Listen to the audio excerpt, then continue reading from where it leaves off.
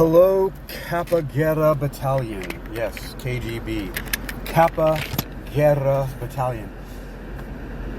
Great health is the truest of all wealth. That's what I've come to know for a fact through my wealth attraction research. That's also an acronym that spells out the word war. It's unfortunate, but it's also kind of cool. Kappa Guerra. The great health is the truest of all wealth. Healthy living and self-defense. You know, all of this is based on hypnoathletics, is exercising your mind towards universal harmony and spiritual wisdom through healthy living and self-defense. And healthy living in general is a form of self-defense. And here's a note about that. And I'm going to use a word that's not necessarily in the, at least that I know of in the English lexicon. It's not part of our mainstream vocabulary. But the ridicularity of supplementation in some cases, it's absurd. Because, first of all, unless you need it for an orthomolecular reason, ortho meaning right or correct, right? It comes from Linus Pauling's 1968 paper, Orthomolecular Psychiatry, varying the concentration of substances normally occurring in the body may control or treat mental disease, and then rolled over and became orthomolecular medicine. And so sometimes supplementation, even megadosing of vitamins, minerals, essential fatty acids can help the body. Like, as for example, with Lorenzo's oil. There's a movie called Lorenzo's Oil where they gave him oleic acid and erucic acid that came from olive oil and rapeseed oil, and it helped to slow down the progression of a usually fatal disease. So there are orthomolecular reasons for supplementation. However, something that I am communicating over and over again about nutrition and how healthy living, because nutrition is a part of healthy living, a part of clean living, is in fact, in general, a broad sense of of self-defense. Because the more your body can operate efficiently, the more things that you can do, the more energy you have, the better that you sleep, the better that you think, the better that you move, your mobility, so on and so forth. I am a living example of this because just now I just came from a park where it was 90 degrees outside, and for an hour I was doing backflips, kicks, and spins, doing capoeira movements and practicing with my nunchucks, and I am all hyped up right now, and I didn't even eat anything. I did have a smoothie, though, called a purple donkey with pea protein in it that I sipped along the way and finished the last of it at the end of my workout. And I was drinking water, of course, got to be properly hydrated. But supplementation like that, like, for example, it normally comes with whey protein. Although I am not lactose intolerant, I just don't like a lot of milk products. They do cause me issues unless they're organic or sourced from certain places. But supplementation in general, like even the pea protein, I mean, I could do without it, because here's the rationale, right? This is the very sound rationale behind that. So I often talk about Dr. Andrew Weil and his 8 Weeks to Optimum Health book and a video series that I saw many moons ago, probably 20 years ago. And in it, he relates a story that was related to him about a physician who told him about there was a river, a nice flourishing river with lots of flora and fauna, plants and animals lived on and around it. And then this paper company came and set up shop on the bank of the river and started dumping the effluents and other byproducts of paper processing into the river, and it killed everything. And all the animals that came to drink from that watering hole, which is the river, and that spot they just stopped going because it was toxic.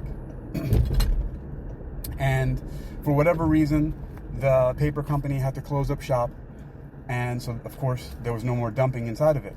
And with no other intervention by man, nobody went there and started throwing seeds or transplanting aquatic plants from other places and throwing fish in there.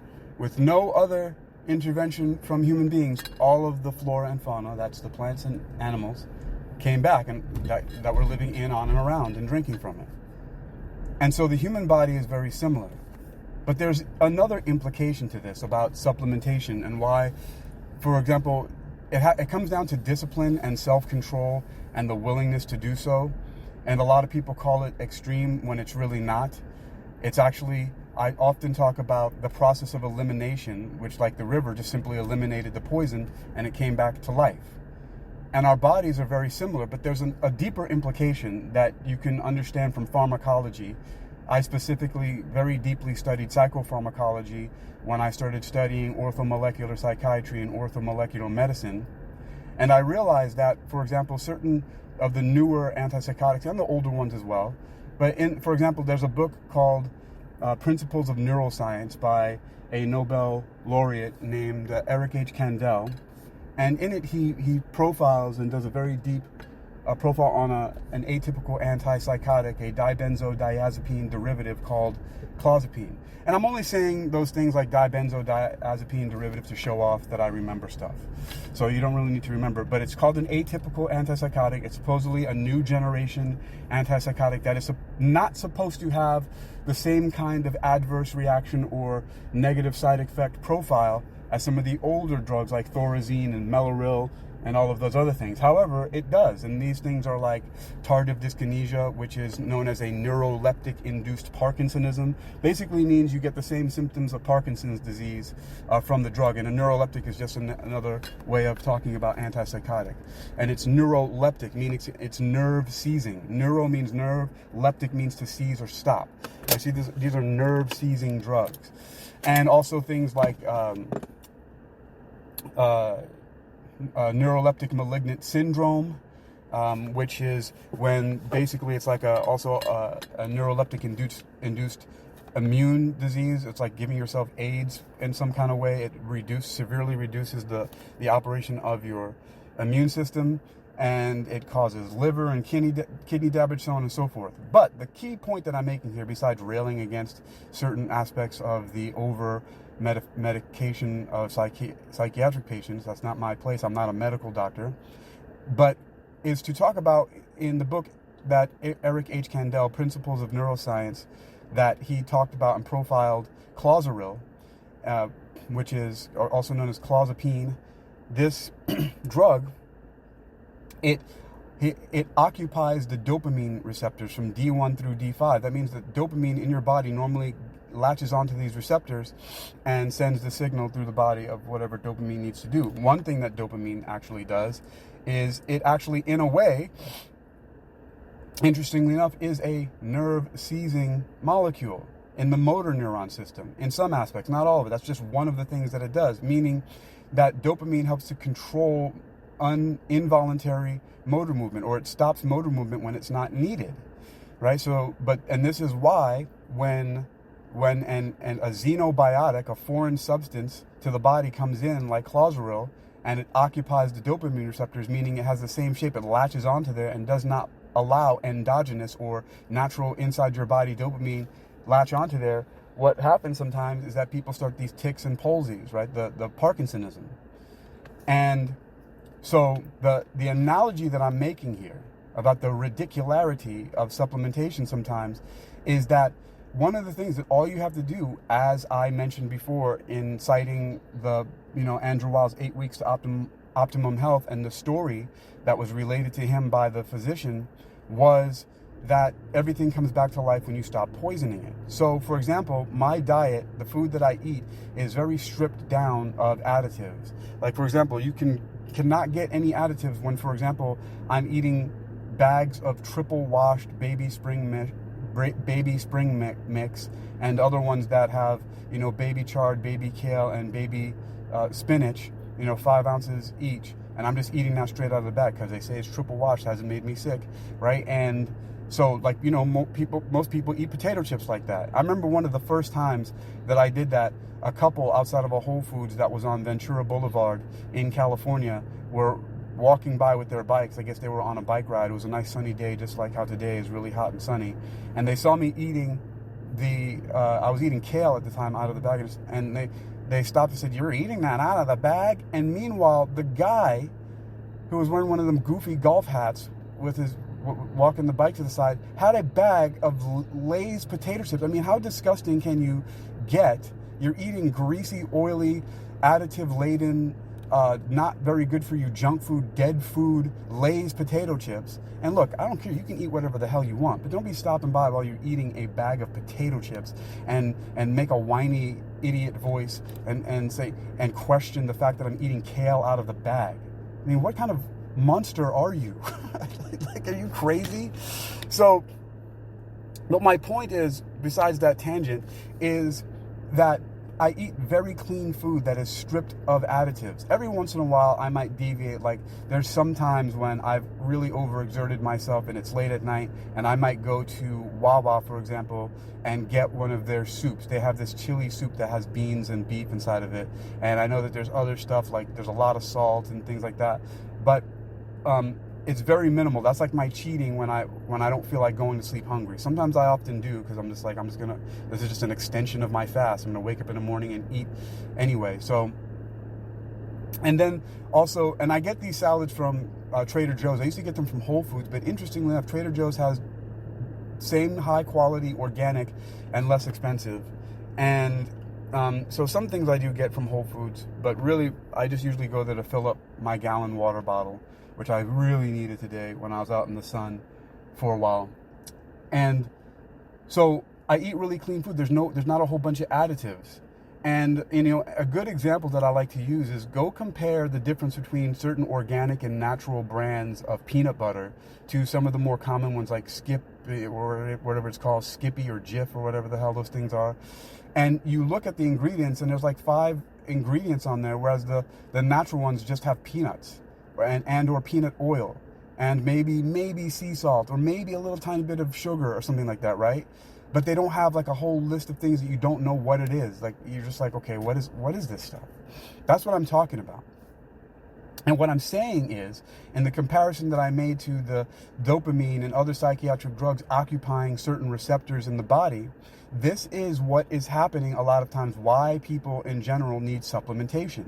Because you're putting so many things inside your body, on your skin, right, and from the environment, that are occupying various receptors and occupying various different enzymes in your body that they don't have the time to process and or manufacture the nutrition that you need, because they're otherwise being occupied by all of these exogenous, these xenobiotic, these foreign molecules coming into your body.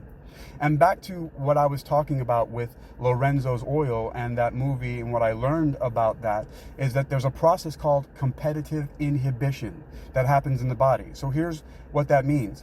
So in adrenoleukodystrophy, or ALD, which is the disease that their son Lorenzo had, is that it basically onsets in young boys usually, and then within 2 years they usually die, because what is happening is that the myelin sheath, the white fatty part of the nervous system that wraps around the nerves, starts to get eaten away in the body when all of these saturated fatty acids get into the body and they build up on the brain and they eat away. It's almost like they're bad building materials, for example. They're not the right building materials, the fats that are coming in the body. They're not the ones that the brain needs. The brain especially needs fats, right? That's why the essential fatty acids like what do we, oh my gosh. Let me drink some water. Oh, I have coconut water right here. Oh no, it's empty. Okay, let me drink some water. Okay, so hold on. So the essential fatty acids, they are the building blocks and the components of the nervous system. We need fats inside of our body.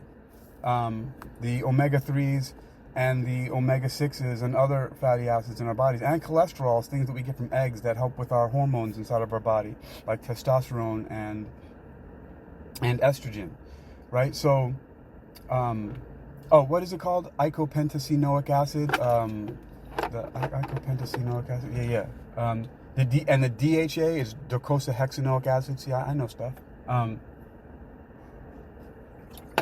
But those molecules that's what they're called, essential fatty acids. Just like there are certain essential nutrients that human beings need to consume because the body, our cellular machinery doesn't make it, and so that's why we have to eat certain foods, because there are other animals who they manufacture all kinds of things that they need with their certain enzymes that they have. They're genetically programmed to have those things. But point again about the molecules, about ALD, adrenoleukodystrophy, and the problem there is that there's a process called competitive inhibition. And so what his parents discovered by doing their own research, neither one of them being medical doctors, one was a teacher, and I think one worked for the World Bank or something like that. The father worked for the World Bank, and the mother was a professor or a teacher somewhere. And so they did their research, and they found through various different research, which also, in a way, I metaphorically made an analogy that the research was also kind of segregated because of competitive inhibition, because various different researchers, laboratories around the world are trying to be the first ones to get the publication, and are not necessarily working in conjunction with each other. So through this competition, the dissemination of information is inhibited until it goes to publication, and a lot of them aren't paying attention to what other laboratories and researchers are doing, and so this information remains isolated. But what these parents were doing in searching for a solution to the progression, to stop the progression of the disease for their son Lorenzo, they came across the fact that if you overload the body with what they consider to be, in this case, good fatty acids, so the erucic acid from the rapeseed oil, which a lot of people know as canola, it's the same thing, but I think canola is considered to be Canadian oil, which is a hybrid or a genetically modified version, I think in 1974 in Canada, of rapeseed oil, and so it's called canola, which stands for Canadian oil, and the oleic acid, which is the extract from olive oil, from olives. And they found that overloading the body with these saturated fatty acids, that the enzyme in the body that elongated and stitched these fatty acids together and then deposited them in the body would be too occupied, right, by taking care of these good fats, in this case good fats for people who have adrenoleukodystrophy, right, too occupied with that to elongate the other ones that would otherwise build up in the brain and deteriorate the myelin sheath, the white fatty acid component of the nerves that help with conduction of signals and everything throughout the brain and nervous system. And this is called competitive inhibition, because the type of fatty acids going in were competing with that enzyme for attention over the other ones that were going in. So they found that when you megadose, this is like orthomolecular medicine that I talked about before. And even in this case, it's somewhat orthomolecular psychiatry, because it is dealing with something in the nervous system that, in the brain specifically.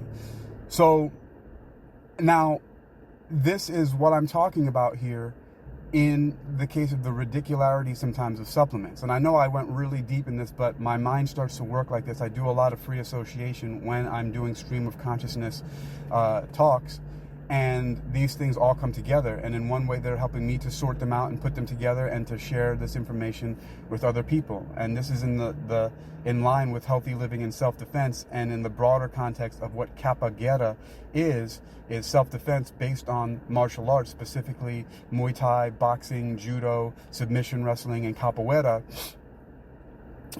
But the nutrition aspect and the athletic longevity and my hyper athleticism at 48 is a big part of it, because of decades of doing this. And I know for a fact through my experience that this is the case, from how I'm feeling, how I'm doing. And before anybody say things like, oh, it's your genetics, well, you should see my gene pool. My brothers and sisters who are younger than me. I have a sister who's 13 years younger than me, a brother who's 6 years younger than me, another one who's 3 years younger than me, a sister who's a year and 4 months older than me, and another brother who's 4 years older than me. And out of my 5 siblings, I am the only one who is hyper athletic, the only one who's jumping and flipping around and doing all this stuff.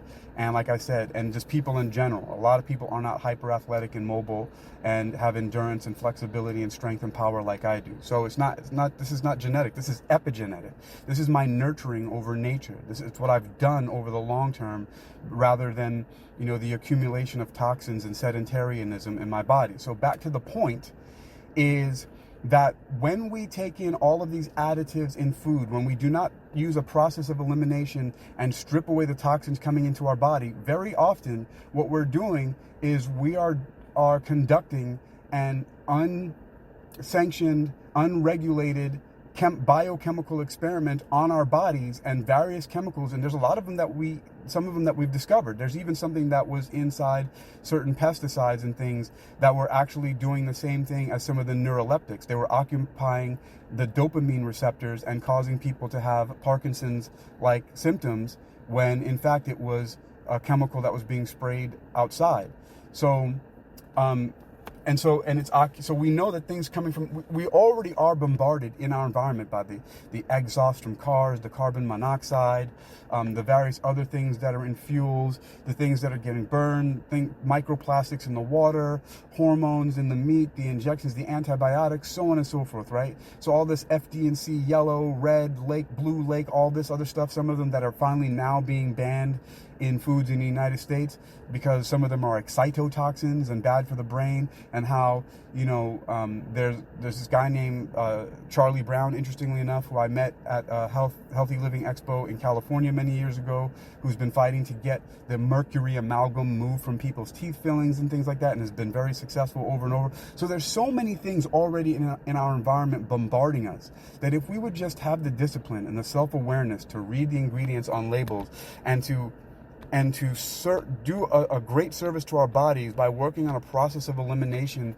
of these chemicals, many of our receptors in our body wouldn't be being occupied by these exogenous, these xenobiotic, these foreign molecules and chemicals to the body, right?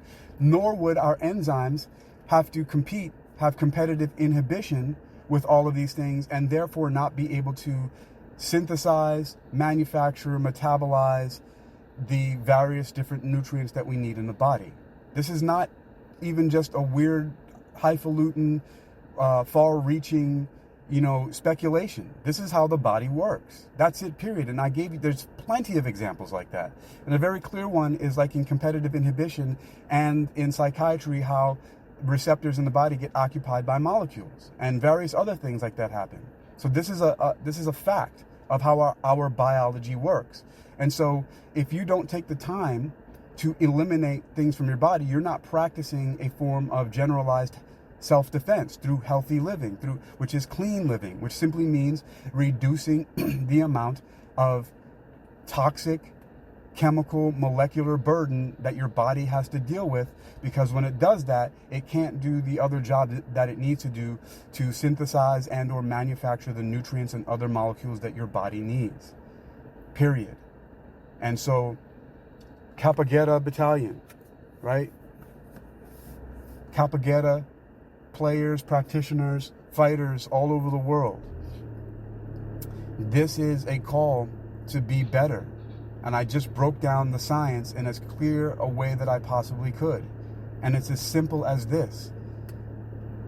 The more you pay attention to the types of things that are going into your body, the less toxic burden your body will have to deal with, and the more vitality you will have. This means a better quality of life overall. You will sleep better. You will think better. You will have more energy. You will be more flexible. You will be stronger. You will breathe better.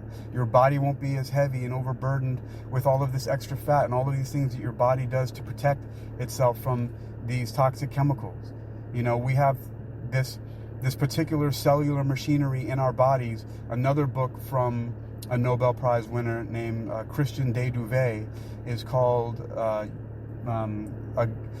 Guided Tour of the Living Cell. And one of the things that really stuck out to me was his focus on the lysosomes, which lys means to destroy or break apart, and some means body. So it's a destructive body inside the cell, but its purpose is not to destroy the cell. Its purpose is to capture and destroy toxic and foreign chemicals that the cells don't need and could not otherwise digest, and then breaks it down into parts that are better, that can pass through the body and the cells can get rid of, and then you can pass it out through your urine and your sweat and get it out of your body in various ways that your body does. But every once in a while, the cells, the lysosomes encounter an indigestible molecule that even it can't break down. And so then what it does is it holds onto it inside the lysosome so that it doesn't toxify the cell and the other cells in the body, because it can't be handled. And sometimes what happens when your body takes too much of these on, sometimes those lysosomes fill up to their maximum capacity and they burst, and it spills out in the cell and it kills that cells. And then sometimes it kills surrounding cells. And there are various other, can you see what I'm saying? It's like a domino effect. It starts to cascade. It's a problem. And so if you keep on putting in toxic chemicals in your body, sometimes they just start to build up in various ways. It's like adding extra weight, an extra burden that is unnecessary to your body. So understand this. This is very clear. It's not speculation. I'm not far-reaching here. A lot of people might think so. I'm not a medical doctor, but I've done a lot of research over years, and I've experimented on my own body. I have protocols called food awareness subjective testing and food express awareness subjective testing, which spell fast and feast, both having to do with food. So I'm a very clever boy sometimes with those acronyms. And that's what it is all about. It's being aware and subjectively testing how your body feels when you put certain things in it. If you're constantly having a bellyache and excessive gas and things that are coming out of you smell bad all the time, and you just feel overdrained and overburdened and too full and sick and hungry all the time, you have to start to monitor what you're putting in your body. That's one of the first lines of defense. That is why healthy living in general is in a broad sense, a form of self-defense. And what I've been studying for years, hypnoathletics, is exercising your mind towards universal harmony and spiritual wisdom through healthy living and self-defense. When you focus on healthy living and self-defense, you can start to move up the chain and start to focus on things like universal harmony and spiritual wisdom, love and understanding. Healthy living is a form of compassion for yourself and others, and kindness is actually, in many ways, a form of self-defense. So you have to focus and pay attention on what you're doing to your body, period. That's it. It's very clear. Again, to finalize and recap, we have various different examples of this. The river, when polluted, everything died. When it stopped being polluted without any other intervention, it came back to life. Your body is in a similar way. Neuroleptics or antipsychotic drugs that are given to the body often occupy receptors in the body that are usually that are biologically that are there for dopamine and other endogenous or natural chemicals that your body makes. And foreign substances can often block, that's what it means to occupy, and connect to them, not allowing the stuff that your body naturally makes to connect to them. In nature, what we need to do with our bodies, again, is allow the least amount of chemicals into our body, because a lot of times what's happening is these exogenous chemicals coming from the outside and things that are additives in the food, they occupy receptors, and sometimes they force the cellular machinery in your enzymes to competitively be inhibited from doing their job of making and or processing various nutrients that your body needs, because they're otherwise occupied by these additives and these various molecules that are not good for your body. And we have the example of the lysosomes, which can only do so much, and after a while they get overloaded, and this is why people start to get sick in a lot of ways, because you're not giving your body a chance to process things, because you're constantly just every day overloading it. And sometimes this might be one of the reasons why fasting works. Not fasting as in my acronym, right? But fasting in just stopping. This is a process of elimination. Sometimes just stop putting stuff in. Give your body a break. Fasting is like, in a way, like going to sleep, right? It's just you're not putting a burden on the body and letting it do its own healing, because that's what the body does when given the chance to do so. I am Hakeem Ali-Bocas Alexander.